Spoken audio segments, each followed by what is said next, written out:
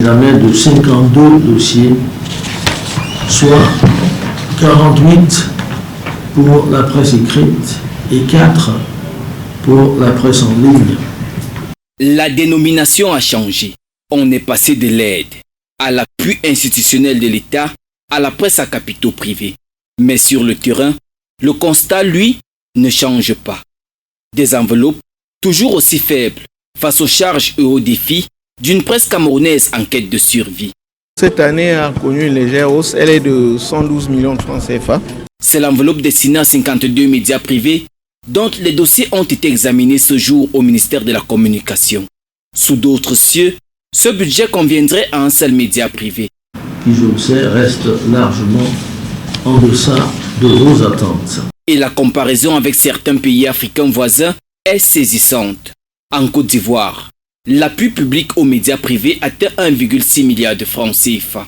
Au Sénégal, le Fonds d'appui et de développement de la presse dispose d'une enveloppe globale de 1,9 milliard de francs.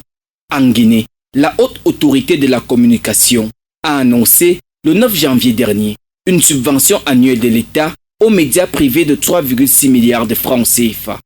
Même au Gabon, l'enveloppe a fortement progressé. De 127 millions de francs, elle est passée à 500 millions depuis l'arrivée au pouvoir d'Oligui Nguema. Des écarts qui interrogent, alors que partout, les médias privés sont confrontés aux mêmes défis. Modèle économique fragile, recul des recettes publicitaires, coûts de production en hausse et transformation numérique accélérée. D'ailleurs, cet appui au Cameroun ne concerne que la presse écrite et la presse en ligne. L'audiovisuel privé, lui, reste dans l'attente de nouveaux mécanismes annoncés. Il y a 52 dossiers à examiner, dont 48 en presse écrite et 4 en presse en ligne. Comme vous le savez, ce sont les deux sous-secteurs concernés par l'appui institutionnel de l'État à la presse à capitaux privés.